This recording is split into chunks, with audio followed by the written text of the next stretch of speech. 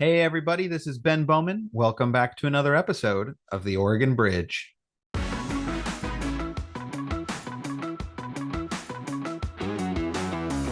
The question still remains, who killed Michael Francke? That has not been answered. And everybody in this country, and particularly everybody who lives in Oregon, should want to know who was behind the assassination of a high-ranking public official. These individuals have gotten away with it. Michael Francke was murdered because he was going to blow the lid off of corruption within correction.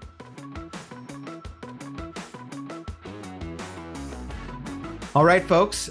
This week on the podcast, we have a very special episode that I was incredibly excited to record. If you haven't yet, you should definitely listen to the podcast series Murder in Oregon, because it covers one of the most fascinating and troubling incidents in modern Oregon history. It's the murder of an Oregon State Agency director, the head of the Department of Corrections, Michael Francke. And the murder, spoiler alert, still unsolved today.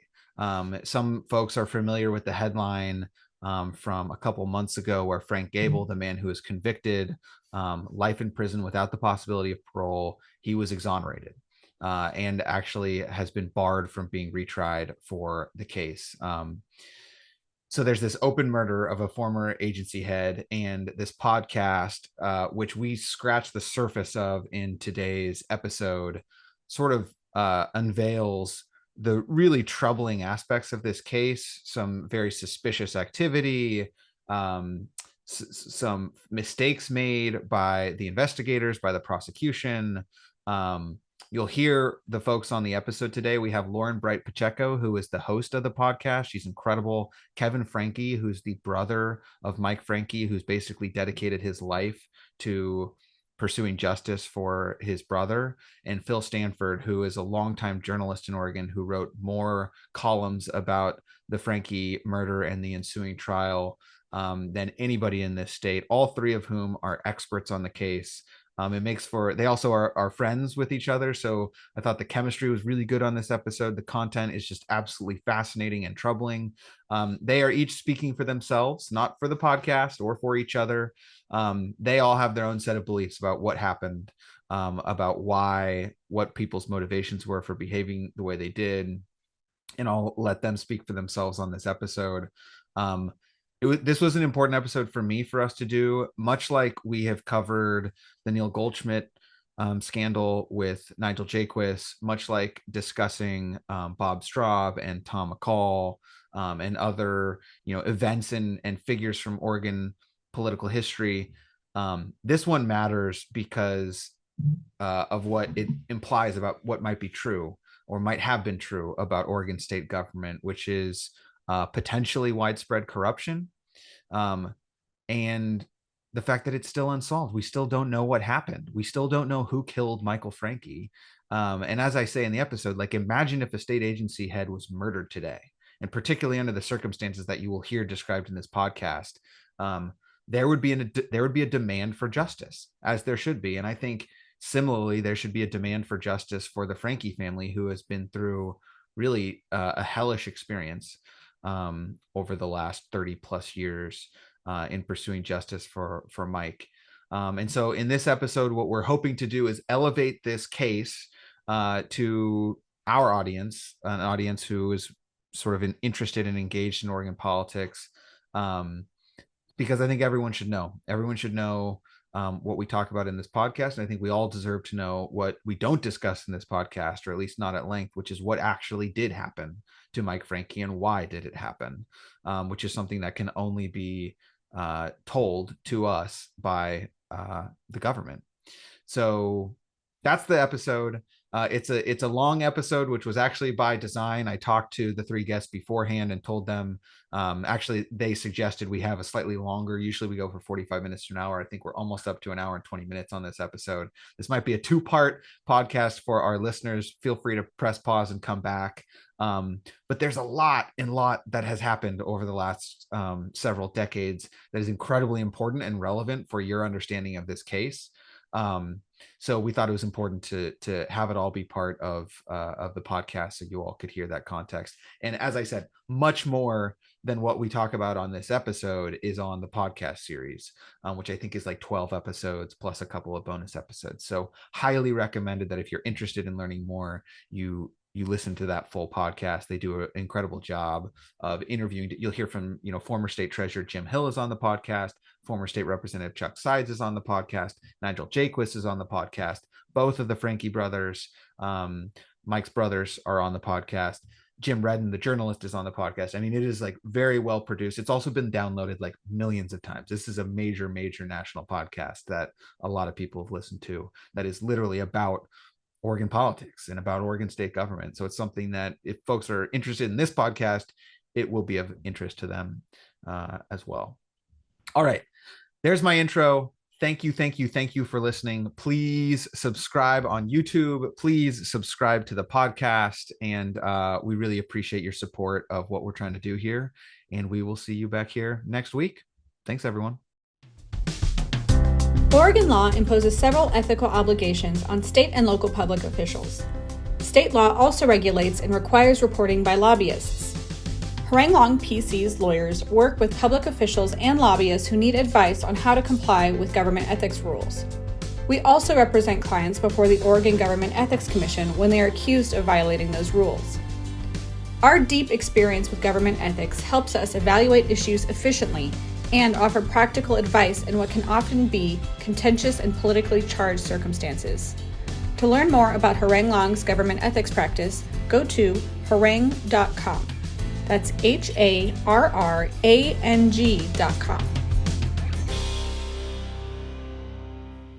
All right. The cast of Murder in Oregon, thank you very much for coming on the Oregon Bridge podcast. I'm incredibly excited to talk with you. I spoke about this a little bit in the intro, but I think this is a really important topic for our audience in particular to know and understand, not just because of its historical relevance and what it tells us about Oregon, but because it is actually relevant today, because there is an unsolved murder case and potentially an assassination case against a former state agency leader. And officially, we have no idea what happened because we just found out that the person who was convicted, well, we didn't just find this out, but it is now official that the person who was convicted for this crime was exonerated. We're going to get into all the details. But before we start talking about Michael Francke, before we start talking about Mr. Gable, Phil, I want to ask you, as a journalist who was on the scene in Oregon before Mike Francke got here, what was happening in Oregon politics, in the Department of Corrections in particular? Michael was hired for a specific reason. So can you tell us about like what was happening before Michael arrived in Oregon? Oh, well, it's usually said that he was brought in to clean up corrections, but I don't think that was foremost on the governor's mind at the time. I think he was brought in as a bright young manager who had settled things down in New Mexico. In fact, there had been a scandal that had barely made the papers, barely made the media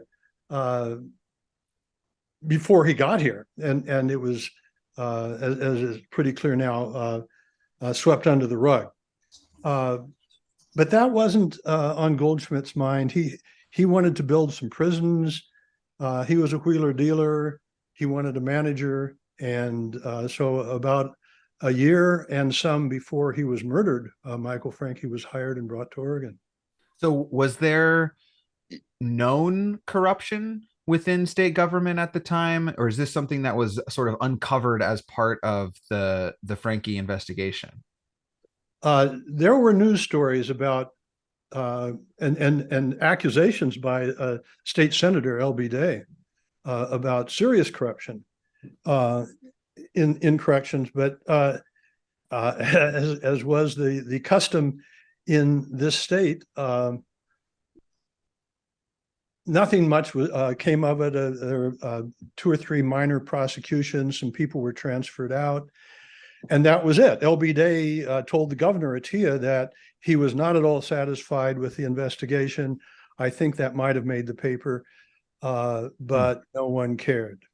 So Michael ran corrections in New Mexico, was perceived as a bright, talented young guy. Goldschmidt is the new governor. He's sort of this political superstar at the time. He hires Michael Francke to be part of his team. Um, Kevin, tell us a little bit about your brother. Why was he interested in doing a job like this? What kind of person was Michael Francke?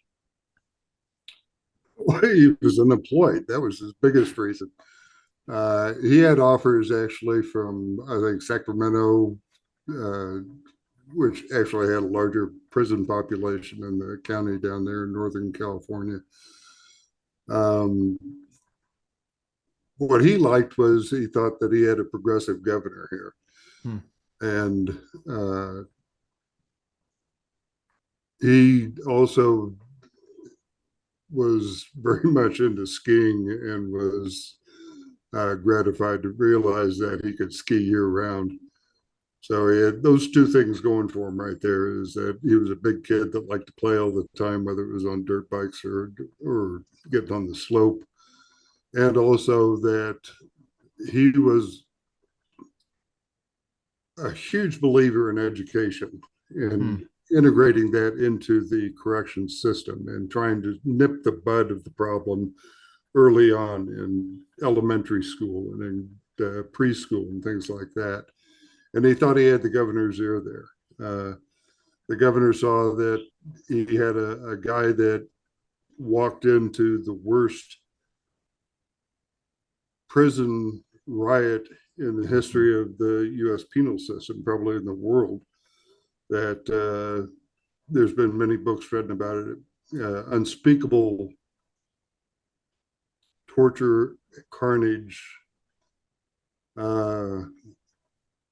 just blood and guts washing through the cell blocks. And he inherited that. And there was a lot of corruption in New Mexico, and he completely rebuilt the program from the ground up. So in your conversations with your brother in the time that he was in the role of head of Oregon Department of Corrections, what was he saying about the job? What was he saying about state government? Was it a positive experience for him? Was he encountering challenges? What do you recall from those conversations? Initially, it was extremely positive, and he hit the ground running. He had Goldschmidt's agenda was opening up the new mega prison as soon as possible, and he's got it funded and approved. It has to be cited. Plans have to be made. It wasn't even designed. I mean, it was just some scratch paper and some stick people running around, and nobody knew how to do this. Mike had just gotten through rebuilding the New Mexico's prison because the riot, it had burned down their maximum security prison. But I think as he got into it, he realized that it was a good old boy network up here. It became abundantly clear to him that there was a lot of dipping into the pot where you shouldn't be, whether it was stealing cattle, stealing cattle feed, stealing meat from the dairy annex to put it onto the tables of restaurants in town. And a couple of those restaurants were owned by the warden of the state penitentiary, by his wife. Another one was owned by Captain Boudreau's wife, who was the captain, the head of the farm annex out there. And when I talk about stealing cattle, we're talking about $1,000 a head, thousands of head disappearing. Trucks being used to transport it out of state. They're refueling in Pendleton, and they're writing off the diesel fuel that they're putting into the trucks as diesel fuel being used for the emergency generating system. Like they're feeding the whole town of Pendleton off the generator there. It was literally a RICO scheme. And Michael was aware of all this with an 800 number that could not be traced. Loan sharking, prostitution on the grounds and right off the grounds. Work for hire, where they would give away got into a huge frou-frou for having inmate labor given to him by his buddy, the warden. Or So, cut. so Kevin, was your brother was aware of all this. He sort of sees all of this This all as, starts bubbling up because he's an outsider. They're not going to come to him and say, "How's it doing, old buddy? How do you like that new furniture that we made for you in the furniture shop? Millions of dollars worth of furniture missing." Um, God, where did it stop? It didn't stop. Everybody, it was just such a poor system and so many people involved that nobody's going to rat on anybody else because the whole ship goes down, but they've got each other's asses covered. so let's talk about, let's just talk about the facts surrounding Michael's murder. Let's not talk about the theory from the state. Let's not talk. What do we know that happened the evening that he was killed? Lauren, can you walk us through the sort of basics of that evening? Sure. Well, we know that he was murdered the night before he was supposed to present a report on the investigation he was doing into corruption within corrections in front of a legislative committee on the topic. So the timing was suspect. We also know that there was apparently an intention to not have it happen where it happened, given the subsequent statements that were made by people afterwards. But Michael Francke walked out to his car. There was some kind of a scuffle that ensued with an individual who was large enough to overcome and overpower a 6'4" former college football player who was playing up until the time of his death competitive basketball. And he was stabbed once through the heart. And it's considered what one would call an exquisite injury in its location. But he was able to make it, I think, Kevin, 150 feet Yes. from the car to Back to the dome building. to the door to the left side of the portico, which would have been a shortcut to his office. And that's where his body was found, surrounded by the glass of the door that he had shattered trying to get through. And his keys were found tossed in the drainage by the side of the portico. And we do know that he was not reachable for a number of hours. And during that time, two of his coworkers claimed they searched the dome building from bottom to top, yet missed the body lying on the front portico, which in their defense was slightly covered by overgrown trees. But keep in mind, he would have been carrying a beeper at the time. And so many people were trying to reach him that it would have been going off incessantly. And when they had looked in the room that was adjacent to the door that he broke, they would have seen the shattered glass. So there was a period of time where he wasn't found, but it didn't seem that people were looking for him that diligently. Okay, so I want my listeners for a moment to imagine for a second a current state agency leader being murdered. That's what we know happened at the time. And the sitting state agency leader was murdered. So obviously this is a big story at the time. There are newspaper headlines, TV reporters. Phil, this is probably about when you were getting engaged on this issue. The state eventually adopts a theory that they use to prosecute Frank Gable that says this essentially was a carjacking gone wrong. Phil, I'll ask you, as someone who has been skeptical of that rationale for decades now, what were some of the pieces of evidence that you saw or that you know of that made you skeptical from the very beginning that this was a carjacking gone wrong? Where to begin? There were a number of glaring problems with this theory, which, by the way, they came up with in 2 or 3 days after the murder. That's what got me first of all. That's what got my attention. How could they possibly know? They didn't have a suspect. They hadn't released a description of anyone they thought was a suspect, yet they were sure that it was a car burglary gone bad, and a random car burglary. And so that was the first thing. I mean, that was suspicious to me from the start, but it wasn't a robbery. Nothing was taken, not his watch, not his money. The car's still there. The keys get thrown into the drainage. Yeah, there was no sign of someone trying to break into the car. You know, the door was open. There was no sign of a break-in. Kevin, can you think of anything else?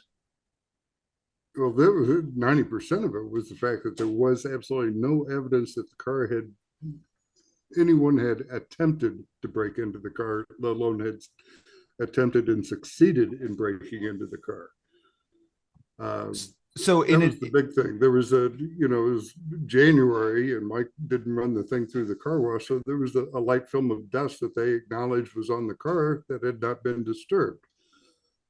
If you use a Slim Jim on a window, you're going to leave a mark how you got it, and that's the most likely means of getting in. So there's reasons to be skeptical of this carjacking theory, but in addition to the evidence suggesting that, or the lack of evidence suggesting that it's a carjacking theory, there's several other, I would say, evidence or context clues that suggest something perhaps more coordinated, more. I don't want to go too far. Maybe you'll take us there. So here's an example. I believe you said there's like 23 bags or boxes of paper that get shredded almost immediately after this happens. Maybe I'll ask you. By prison labor. By prison labor. So basically, Freddie, the inmate, was the guy who was a trustee that worked at the Dome building, and his job, one of his jobs, was to shred paper, and he obviously, they did not have him back in that day. First of all, let me back up for a minute, because a lot of the people are going to get screwed up on the dates on when Mike was actually killed. Okay. And every single person, virtually every single person I talked to gives the wrong, what were you doing on that date? And here's why. Mike was killed on the 17th. We're 99.9% sure of that. What time? We have no clue what time he was killed. Absolutely no idea.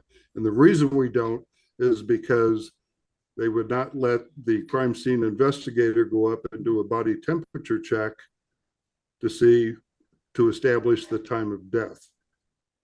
Now, whether that was an intentional screw up or whether they just didn't know what they were doing, it was still the state police heading the investigation, but they told their own state police crime scene investigator to wait until morning the next day, the 18th, to start processing the body in the scene.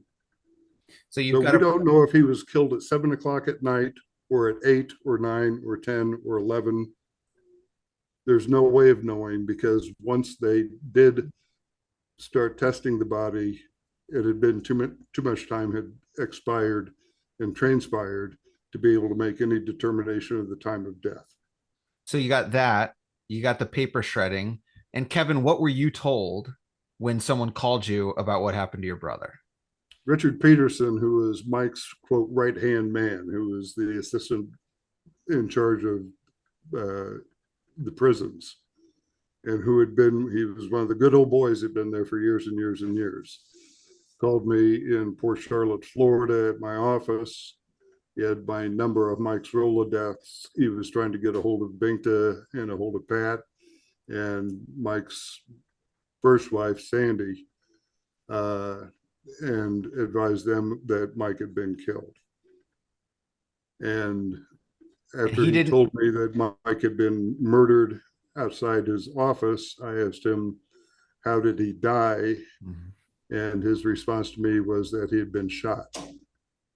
Which he was not shot. There was no gunshot wound. There's no gun. He was stabbed. Absolutely no evidence that a gun was used.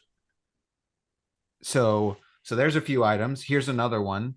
That's a big item. Yeah. And I was going to say that The two coworkers who were searching for Mike's body said that they were afraid to search everywhere because they were afraid that Mike Francke had shot himself because he was suicidal over the collapse of his second marriage, And which one of is those two co-workers that went to search was none other than Dick Peterson, who was the one that called me and told me that he had been shot and killed. And there's no evidence. We have no evidence to suggest that he was suicidal. Oh, no way no. in hell. No way in hell. Okay, so you got all this suspicion. Now I want to introduce if you listen to Dick Peters' testimony at trial, which is scripted. I mean, literally, if it you can read it in a monotone, and it would sound exactly like him. He had that what happened that night written before it ever went down, and what he was going to say, and all of it was, I have never seen a man in so much torment and grief and under so much pressure in my life. Which is not, there's nobody that will buy into that. Not me, not Pat, not anyone that Mike knows. And that's important. I mean, jumping way ahead, one of the people, former officials who was quite possibly involved in this plot to kill Michael Francke, later said at a dinner party, it was supposed to look like a suicide. They fucked up. It looked like a suicide. So that was the plan. I mean, that's the prevailing theory here, that they were going to stage something with his gun, make it look like a suicide, and they fucked up. That's what they said. So there's another character here who we technically, I think, still don't know who this person was, although people who listen to the podcast probably have a theory. There's a person who's referred to as the man in the pinstripe suit. I guess, Phil, can you just give us that? Why is this person relevant to this case? Because he was in the Dome building at least 2 hours after it was locked for the night. There were still some employees around. Remember, this was the night that Michael Francke was having the meeting to put the finishing touches on the presentation he was going to make to the Senate committee. I should add here about that meeting, that meeting is held every Tuesday, come hell or high water. Okay. Which meeting?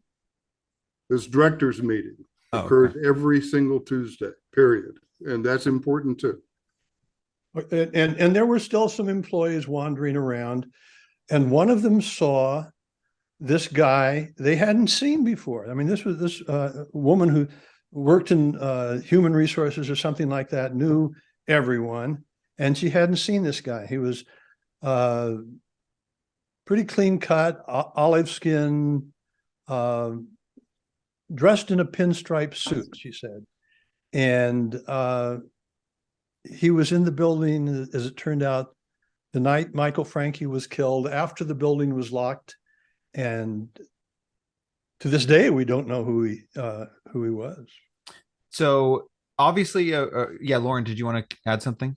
I was going to say, although he did bear a striking resemblance to a man named Timothy Natividad, so much so that when his girlfriend saw the picture of the artist's sketch of the man in the pinstripe suit, she immediately recognized it as her ex. So this is what, oh, go ahead. There's also an interesting story behind the release of that sketch that Phil can fill us in on.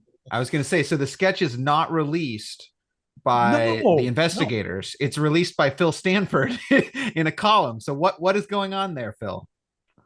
I sure couldn't figure it out, because they had released a couple other police artist sketches of other suspects before. The person someone said he saw running away from the Dome building at the time, and another one's of someone who was seen on the steps of the Dome building. but I kept hearing about this man in the pinstripe suit because they were passing it around among themselves and among the employees. And I asked for it. And Dale Penn, that's a name that should not be forgotten here. He was the district attorney of Marion County, and he was sort of pulling the strings here. I called him, and he said, haven't released it because it's not very good. Well, I was doing a series, six-part series at the time. As usual, leaving everything to the last minute, but leading up to the man in the pinstripe suit, because you can't know who killed Michael Francke without knowing who the man in the pinstripe suit is. Okay. I didn't have I wanted to get this drawing. So it was like an hour before deadline. I called Binkton and the Michael Francke's widow. And she said, "Oh, sure, I've got one. I'll send it. I'll fax it to you." So we put it in the paper, and I bottom 2.5, 3 inches of the column where there was this terrific drawing of the man in the pinstripe suit. And under that, I said, "Who is this man?" But what got me was, why would Penn lie about something like this? At least not think up a better lie. It was done by one of the best police artists in the country. I'm embarrassed to say I can't think of her name now, but she did stuff all over the country. She happened to be in the Portland area, and Joyce Baldwin. It was terrific. And I just love that image of being told that it's not a very good composite. And then Phil's realization as it's coming out of the fax machine that it's crystal clear, that it's an exceptionally good rendering. Yeah, that's the problem. You'd think that it was, something that was scribbled by a 5-year-old with crayons from what Mr. Penn represented it as. It was good enough to be able to have a camera ready to print in the paper coming off of the fax machines, which were like 20 dots per inch back then in the day. Seriously. So there's all these factors that are, let's call them suspicious, or point to something more complicated than a carjacking gone wrong. So at what point is Frank brought into this as a person of interest or a suspect? How long is the investigation before it's sort of pinned on him? He wasn't arrested until 15 months after the murder. Okay. But it was narrowing in on him increasingly, to the point where, correct me if I'm wrong, gentlemen, but at one point the state retrofitted their theory with he had been going through the car looking for snitch papers because he was considered a low-level drug dealer, but also a part-time snitch, which would turn the perception of anybody who had run-ins with the law against him. And part of what they used to incentivize the testimony that we now know was used to frame him. So, Kevin, at some point in fall of 88 or 89, rather, is when Frank Gable's name first pops up. And so Kevin, at some point, maybe this happens gradually over time, but at some point you basically commit your life to working on this case and to achieving justice for your brother. And you make the decision to move to Oregon so you can be closer to the evidence and can actually play a more active role. When did that happen, and what happened when you got to Oregon? I moved here August 19th was when I first crossed the border from Idaho into Oregon in 1990. Okay. And so how were you? It was just shortly after Frank Gable had been indicted. And you were skeptical from the beginning about Frank Gable's. Absolutely. Okay. There was nothing. It just stunk from the get-go. They had a guy that knew the nature, number, and location of the wounds, that gave a confession to, not to their polygraph expert, the Oregon State Police polygraph expert, but to a federal polygrapher who actually trained the polygraphers for the FBI. And they raised holy hell that this guy can't be doing polygraph tests in Oregon because he's not authorized down here or certified. He's no good.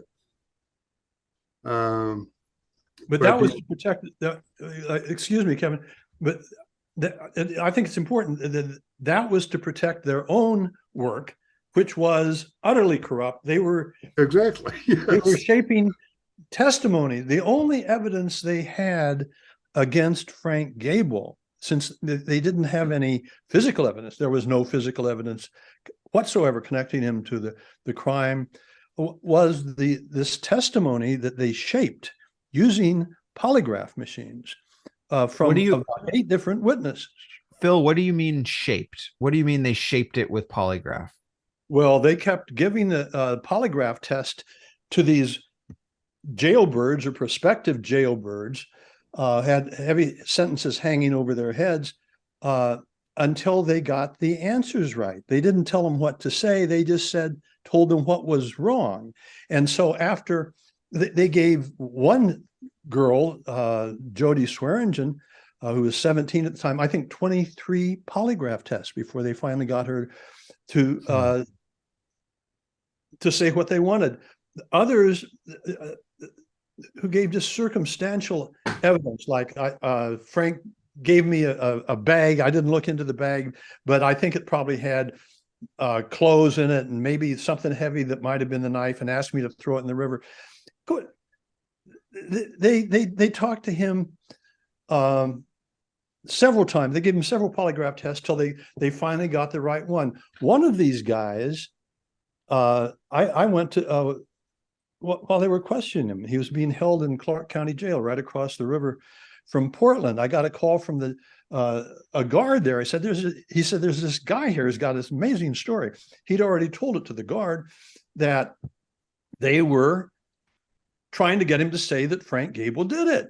And I got over there. His name is Gessner, and he testified in the trial. But when I talked to him, he told me what they were trying to get him to say, and he said, "It's not true, but what can I do?" He was looking at a heavy federal gun charge, I think at the time, or drug conspiracy charge that would have put him away for years. And so he was looking at 20 years. Yeah. So he goes to trial, and he tells this lie, and they have 6 or 7 other the same thing who did the same thing, and that was their evidence against Frank Gable. So again, before we no, go ahead. I'm sorry, no physical evidence linking him. And I thought it was very telling that a female co-worker of Mike's, who was often in the car for lunch, was waiting for the inevitable, because they would carpool to get lunch and come back, inevitably waiting for them to come back and say, "We found your fingerprints in the car," but they never did. So that would lead one to question whether or not the car was ever properly dusted for fingerprints. And how could you not do that? Again, no physical evidence linking Frank Gable, and the physicality of it didn't make sense. As I mentioned, Mike was 6'4", and Frank was, 5'9", and all of probably 140 some odd pounds at the time. So before we talk a little more about Frank, I do, Kevin, want one of the parts I found most fascinating about the podcast was your reception when you moved to Oregon. What happened when you got here, when you decided to move here? It was incumbent upon them to do everything in their power to get me to leave. I'll put it that way. I was not, it was not hail fellow, well met. And that is really something that I still get very pissed off and indignant about today. And it happened not just the day I moved here, but the day that 2 days after Mike's murder, we met Binkta, my brother Pat, and Binkta's father, John Hardgrave, met with the governor at the governor's reception room at his office, and Dale Penn. And at that point in time, I asked for the autopsy report. And Dale Penn refused to give it to me. He wouldn't commit to one way or the other. And I said, well, is that a no? And he said, I'll look into it. It was state law that the family gets a copy of the autopsy report. And it was 2 months, I get a redacted copy of the autopsy report that was supposed to be 12 pages. I got 3 pages, all of it heavily redacted. And that kind of set the tone for me showing up here. And they were scared to death that their little house of cards would crumble because they had nothing substantial. You know, Sarah Moore, who was the assistant district attorney, working for Dale Penn, she prosecuted. Okay, we're leaving one thing out here, is that after about 2 months, at first, Kevin was abiding by what the police were asking of him, not to talk to the press. We were talking, but I wasn't quoting him at all, and finally got disgusted enough to with the way things were going to tell me what his brother had told him shortly before he was murdered. And that is that he was cleaning house. He discovered a rat's nest of corruption in his department, and he was cleaning house. Heads were going to roll. And so Kevin, when he gets out here, at this time when he's of this interview with the governor and the district attorney, he's also interviewed by the state police, and he tells them at that time that his brother was running into problems because of this, and then 2 or 3 months later, I forget exactly what the time frame was, when I wrote the column about this, saying about this conversation, and Michael Francke told Kevin that he was cleaning house. They denied that he had ever said it. That's when they started trying to make him out as erratic and crazy. But later we do find notes from one of the interviews that Kevin gave where it is in fact included. Oh yeah, there's no doubt. Yeah, but this was like 10 years later. I was going through the files that I had finally gotten. They're like 23 bankers' boxes of files, and including the police notes. And the officer who interviewed Kevin, Glover, got his little brown notebook, and on that day, he told Kevin. Kevin told him that exactly that his brother was running into trouble, and you should look at that in this direction. So it was January the 19th, 2 days after the murder. And so they were lying about it from the beginning. And they were trying to make, and this was before, this would have been a year before Kevin moved out here, which is what I'm sure you want to get back to. And Kevin was already in their sights. I mean, they would try to set him up to get killed a couple times. So we've talked a little bit about Frank Gable and why he doesn't make a lot of sense as a suspect.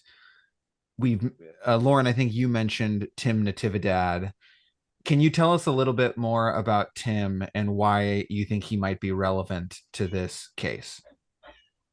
Well, he was involved with a lot of the central players, and there are many interviews that we conducted during the course of the podcast, and Phil and Kevin, predating the podcast, obviously, came across people who linked him in the orbit of this very corrupt section of corrections, including a gentleman by the name of Scott McAllister, who was known as having the keys to the cells. And keep in mind that at that point, Oregon had a hot bunk program, which means they were so filled to capacity that they would routinely let inmates out for a period of time.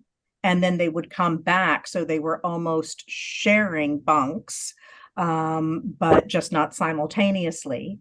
And Natividad was linked to McAllister, but also to a woman named Melody Garcia, who was visiting the prison 2 to 3 times a day, 2 to 3 times a day, and believed to have been bringing drugs into the prison and contraband out. You're not allowed to visit a prison 2 to 3 times a day.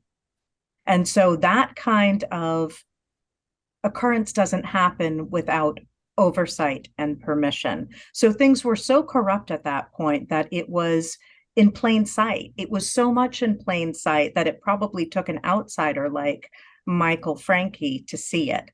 But Timothy Natividad is of importance because he was known to be violent. He was a prolific drug dealer, and he favored knives as his weapon of choice. And I'll bow to either Kevin or Phil to pick it up from there. Kevin or Phil? Kevin, the and he was involved in trying to get an inmate to commit the murder. You know, he had all these connections with prison officials who okay, you had to have to smuggle drugs into the prison. But he contacted this woman, Melody, who was Lauren talked about, who was muling drugs in to get in touch with Conrad, whom she'd married while he was in prison, and he came to visit Conrad a couple times in prison and presented him with a proposition. Conrad was serving a very long sentence, and he said they could get it fixed if he would commit this murder. And don't know the detail, all the details of what Natividad said to Conrad Garcia, but quite certain that he did, and that was the proposition. Garcia got out of it, and so Nigel Jaquist wrote a very good piece for Willamette Week that quoted a guy named Johnson. I think that was one of his names anyway, who said he dropped Natividad off at the Dome building that night and then picked him up later after the murder.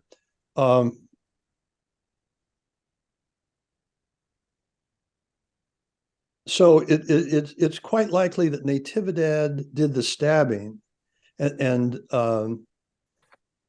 the other guy who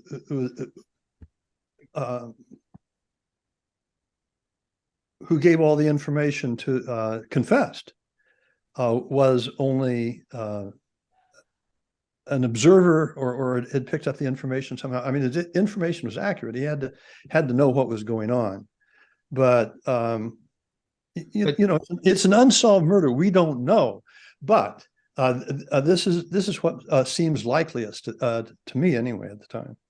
So we mentioned Scott McAllister. Who was he?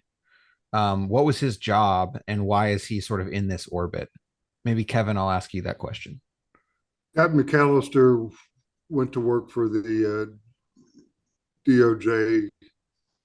He was working under Dave Frohnmeyer. He had been assigned, he actually gravitated to the position of the legal counsel for the Department of Corrections.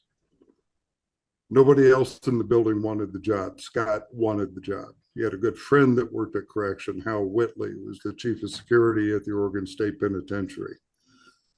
So Scott McAllister handled all litigation cases. He handled He was the advisor to the parole and probation department.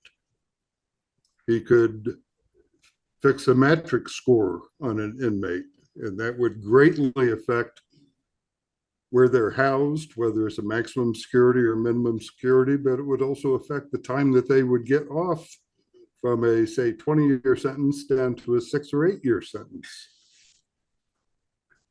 And what was Mike Francke's relationship with Scott? They were both attorneys, first of all, and they both obviously had a lot of experience in corrections. Where it veers off is Scott had and has to this day a deviant sexual appetite that was exhibited to virtually every single person I ever met that ever met Scott, which culminated in the FBI raiding his home after he left Oregon and seizing kiddie porn tapes out of his specially built closet to house porno tapes, where they said there were 300 or 400 porn tapes in the closet. Scott was doing his best to befriend Mike. When I mentioned to the state police 2 days after Mike's murder that he was trying to surround himself, Mike told me personally that he had to surround himself with people he could trust, that he was having a hell of a time getting this guy fired. I said, "Who is this guy?" He said, "He's the lawyer for corrections." And I said, "Well, why don't you just fire the son of a bitch?" And he said, "Because he doesn't work for me." And I said, "Well, that's fine. He works for you, but he doesn't work for you." And he says, "Yeah, he works for the Department of Justice. And I can't get them to fire him." And Frohnmeyer denies that through his spokesperson, Marla Ray, several times. But on Mike's computer, and we have to go back to what computers were then, laptops were almost unheard of, but Mike had a laptop, and it had these 5.25-inch floppy disks that would hold about 8 paragraphs of literally of print. And Mike had a briefcase with dozens and dozens and dozens and dozens of these floppy disks in it. So the memory on the laptop could only hold so much, which is why you had to use all these floppies. But on his laptop, the memory would be written over once he transferred it to the floppy. There were 2 letters that he wrote to Frohnmeyer, both requesting a change of attorney for the Department of Corrections. And the second one was more terse, saying, "I'm coming to you again to get rid of Scott McAllister, and these are the 2 people I want. I want 2 so that I can rotate them in and out so we don't get somebody comfortable in that position." Because it can be a very, very, very powerful position if you happen to align yourself, if you're a little crooked and you align yourself with that atmosphere, then you're going to be knee deep into it. And that's, I believe Scott was in it up to his neck. But he had to have the cooperation of a lot of other people to make the whole system work. And well, he left his job a week before Michael was killed. Right. And I should also mention that while we said that nothing was taken from the car, what was apparently missing and has not been found was the briefcase that belonged to Mike that would have had all those floppy disks in it. Okay, so we are coming up on time. We've got about 20 minutes left. Frank Gable gets prosecuted. He gets convicted, I believe, to life in prison. Recently, within life without the possibility of parole. Life without the possibility of parole. Nell Brown enters the scene. Who is best situated to describe Nell Brown, what she did, and why she did it, of you 3? Kevin or Phil? I'm a great admirer of Nell Brown and her researcher, Wendy Kunkel.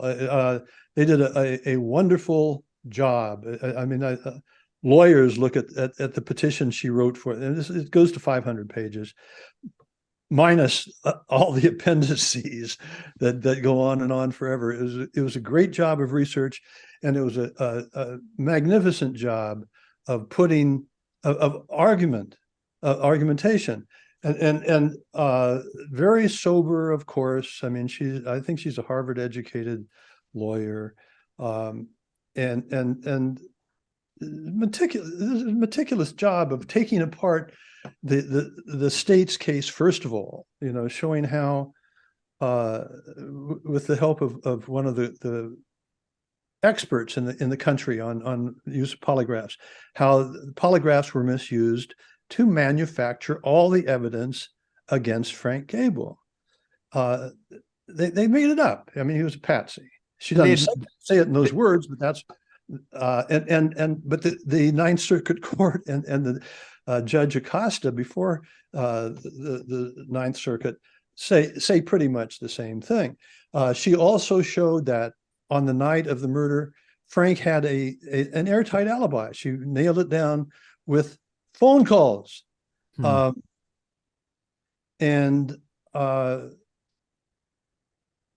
Didn't she? She made a case that when I brought up excuse me, when I brought up, and I think it's very important, particularly in this case, or because of this case, and because of the witnesses, quote unquote, and this was something that speaks to the problem with when Mike was killed and what were you doing when Mike was killed?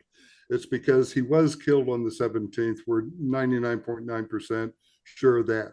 But his body was not discovered until the 18th, shortly after midnight, around 25 minutes after midnight. The crime scene truck they brought in from Springfield, instead of processing the crime with the individual they had here, that they could have done body temperature and some latent work and on the car and things like that, they didn't do until the old OSP crime scene truck got up here from Springfield at 7:30 in the morning on the 18th. The press release is not for another 3.5 hours. So the Oregonian has already run, the Statesman Journal, and your listeners and readers are not going to believe this, Ben, but back then people read newspapers. Heard about these days. Yeah, and they still have some newspapers every now and then. I see them every now and then. But that was a tremendous source of information, was the Statesman Journal and the Oregonian. But it was already run. So the headlines didn't come out until Wednesday, that people pick it up and they say prison director killed. And they think it was yesterday, but it was the day before yesterday on the 17th. They don't find out to the 19th. And even if they were watching TV at the press conference on Tuesday, there's still going to be a day off. And I pointed this out to Nell and Wendy and the investigators, that Frank's time, they keep asking, what were you doing on that date? And I saw immediately that they were fucked up, because they said, how do you know you were doing that with Kenny Farrell? He says, because I walked into the 7-Eleven to get some munchies at 5 o'clock in the morning. The Statesman Journal was there and it said Frankie had been killed. And that's how so he's already 2 days off on his alibi. And they knew it. She figured it out. And this is one of the, to me, one of the most disturbing bits of evidence of the state's cover-up. I mean, the investigation was not an investigation; it was a cover-up, and it took Kevin and me, at least took me a long time to figure it out. They had a guy who was doing a drug deal with Frank that night. Okay, he would have been a witness to his alibi. The state cops, Pesena and Glover, working on the case, figured it out way before we did. They went to him. He was looking at like 40 years in prison. He'd been busted on a meth conspiracy charge, I think. And they had a conversation with him. And it even made the papers, Steve Jackson down at the Statesman Journal knew something was up. He was getting word from inside that they were making a deal with this guy. And it turned out none of us could figure out what the deal was. And everyone denied it afterwards that any deal had been made. But their deal was that they would give him a break in his sentence, which they did, if he did not come forward as a witness to what he was doing that night. I mean, that was the extent of the cover-up, that they suborned perjury or the lack of any sort of testimony from a witness to his alibi. And I can't remember if we've mentioned this yet, but an important part of Nell Brown's brief is recantations from the witnesses who were central to the prosecution's case of convicting Gable, right? The people who said they believe Gable did it and had evidence, they then said, well, we actually don't, we had no evidence of that. We were told to. 7 out of 8 recanted. Actually, the first one to recanted before Frank Gable ever went to trial, and that was Jody Swearingen, who had been polygraphed 23 times. She thinks it was more than that because a lot of times they didn't write stuff down and record it, but they were just using it. So Jody recanted her testimony, and she was one of the 2 eyewitnesses that were created by the Oregon State Police and trained on what to say before the grand jury by the Marion County District Attorney's representatives, Sarah Moore and Tom Bostwick. Put Jody together with the other eyewitness, Shorty Harden, in a room by themselves before the grand jury and told them, don't talk about what you're going to say before the grand jury, but you can go in there and hold hands and say, kissy, lovey, I love you, and everything's fine. And we'll be over here not listening to what you're saying. Okay. To get their story straight. So she recanted before the trial. She ran to Colorado. They found her. They kept her in jail as a material witness. When they finally went to trial, Shorty Harden was the only supposed eyewitness, and then they had 6 or 7 other jailbirds testifying to very circumstantial stuff. Like one of them said, Frank told him, I'm going to do the dude man or something as stupid as that. And they put him on the stand. And then they said this weaves a pattern. And because Frank's lawyer was so bad, I mean, it's obvious he was selected right because he was a drunk and incompetent. And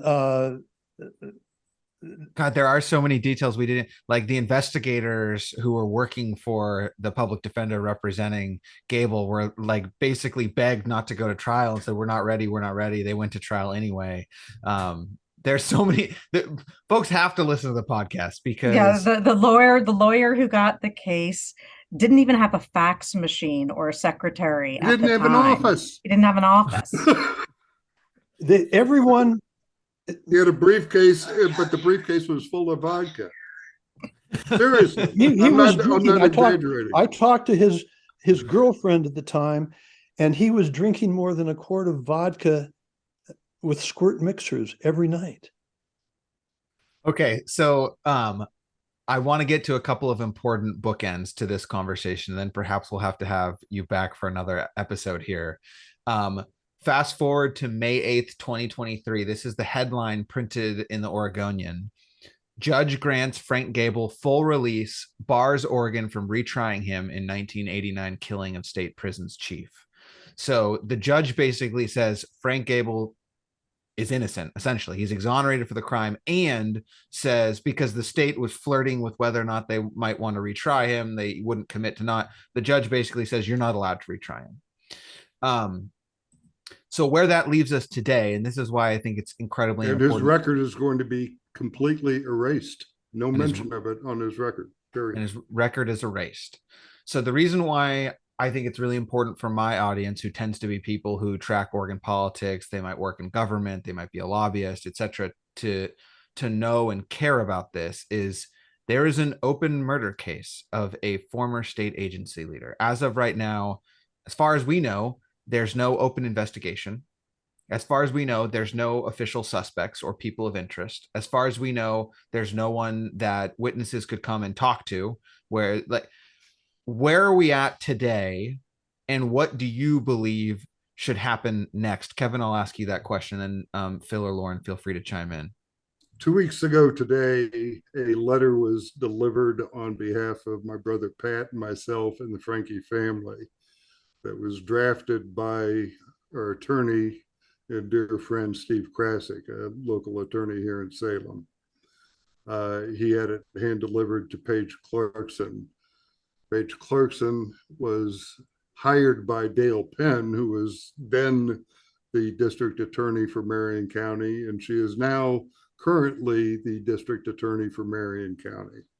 That letter requested that she ensure that any and all evidence in the murder investigation be properly preserved, protected, cared for, looked after, and not tampered with in any way, shape, or form. It was also requested that we get together to discuss this because as victims, we should be able to be part of this decision-making process and be given contemporaneous updates. Mm-hmm.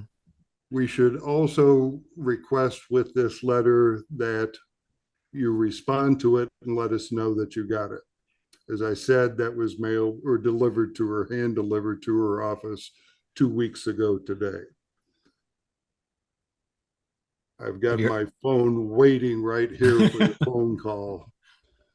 Today is Friday, June 9th, I will mention for our listeners. So as of today, no response. Correct. So Phil, we didn't cover this much in the podcast. It's covered some on Murder in Oregon, although I did some of my own research. You paid a price for your engagement in this murder, and I say engagement, it's an understatement. You were intimately involved in writing about this case and advocating for decades. You may have lost your job over it. It's that part was unclear to me, but you certainly got some ridicule from your colleagues. You were sort of proven right, at least on some level, by the judge's decision. What do you think should happen next? What does justice look like for the Francke family and for Mike Francke? Well, justice is pretty much what Kevin was talking about. New investigation is an open case. Whether that will ever happen, whether the case became very political some time ago. Goldschmidt was governor. He was, I trust, not at all part of the plot to kill Michael Francke, but he was certainly part of the cover-up. He did whatever he could to keep the FBI out of it. And because he was extremely compromised. Yeah, and he was at the same time he was trying to keep the FBI out of it, and he was negotiating with the girl, and her the lawyers of the girl, with whom he'd had what the Oregonian called an affair, a sexual affair. She was 13. I was going to say when he was mayor. I'm sorry. We had Nigel Jaquist on this podcast to describe. So hopefully that was another major inflection point in Oregon political history that is somewhat forgotten or unknown to younger generations. I think this story is another one of those. And yeah, there's another thing we didn't cover on this. There's a memo drafted by a Goldschmidt staffer that sort of implies if we allow the FBI in, they may not stop at the Francke investigation. Or it could be read to that they may go farther into the Francke investigation in ways we don't want them to go. So my point here was that this became political, and in a predominantly one-party state like this, with the political descendants of Goldschmidt still running things in Salem, there's no urgency, let's say, to open this up again. The Attorney General for the state was protege of Goldschmidt. Got her An first, appointee. got her first the judgeship from him. And she even after it's quite clear she's not a dummy. She could look at the evidence like the rest of us and see that it was clear that Frank was innocent. He's certainly not guilty, which is the standard. And yet she pursued this. Who was she trying to? She trying to avoid the showdown that would come if they did an honest investigation of this murder, this political assassination of a high Oregon official outside his office on the night before he's supposed to address a legislative committee on corruption in his own department. Is that not sufficient to interest the state police? No. The Marion County district attorney or the state, they're not going to do it. They're not going to do it. And I don't think the FBI will. They played hand in glove on this thing all the way through. They played the game. So what will it look like? I mean, what would justice be is one thing. What will happen is another, I think. Lauren? I would also say that, I have a tremendous respect for Phil, for Kevin, and for Pat Francke, because they have fought for Frank's freedom now for over 3 decades. And the question still remains, who killed Michael Francke? That has not been answered. And everybody in this country, and particularly everybody who lives in Oregon, should want to know who was behind the assassination of a high-ranking public official. These individuals have gotten away with it. Kevin and Phil were dismissed as conspiracy theorists because they believe Michael Francke was murdered because he was going to blow the lid off of corruption within corrections. They were proven right by Acosta, by the Ninth Circuit Court, and by the Supreme Court. It's time that the people responsible for the assassination be held accountable. And that is the least the state of Oregon can do. Initially, the plan was, let's get Frank killed while he's in prison. And to pull that off, they send him to Calipatria, the notoriously most dangerous prison in the United States. And it's not just because of the highest number of murders, but it's also because of the highest number of suicides per capita, inmate per capita. That didn't work, so let's try Eli, which is number 2 in the nation. And that didn't work. And, well, he's not going to kill himself. We tried to get him killed in Calipatria, but that didn't work. So let's go to plan B, and we'll stretch this thing out into the court system as long as we can possibly stretch it. And 4 years ago, Judge Acosta rules that he's most likely innocent and he is to be released. And they take it upon themselves to spend another 4 years appealing that to the Supreme Court, when it's apparent to the most casual observer that they're wasting your time and money. Punching air. But they are kicking the investigation further down the road because tomorrow is another day that Frank Gable might get hit by a bus. I guess my final question, sort of unrelated to the case, but also deeply related to the case. And Phil, maybe you're the best person to ask this question to. Is there anything you can tell us about how Frank is doing, and what his life looks like now?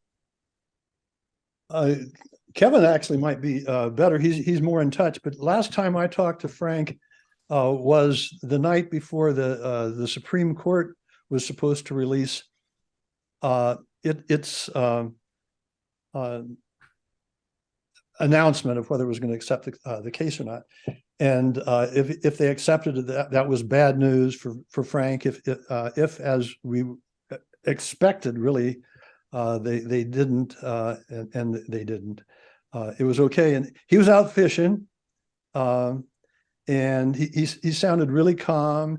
He's been living in a small town in Kansas, surrounded by his wife's family, and working with a cement crew, which is very difficult for him. You know, different injuries he's had.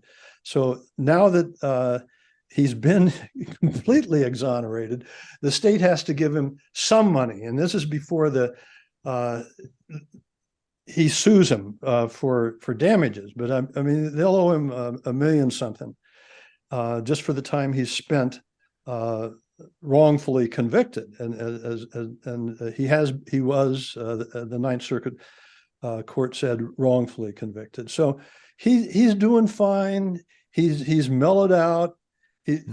There's no mystery about how he got in trouble in the first place. You know, he was brought up by alcoholic parents, farmed out to a man who abused him and his siblings, moved to Oregon, was in trouble as a teenager, into drugs. Of course, he got convicted, was sent to prison, and but there's something very docile about him. You know, he was a victim. He was you know, undoubtedly very angry victim, lashing out. But and you can see now that I think he's enjoying life. He's very lucky with the woman he's with, and he's a model citizen. Kevin, anything you wanted to add?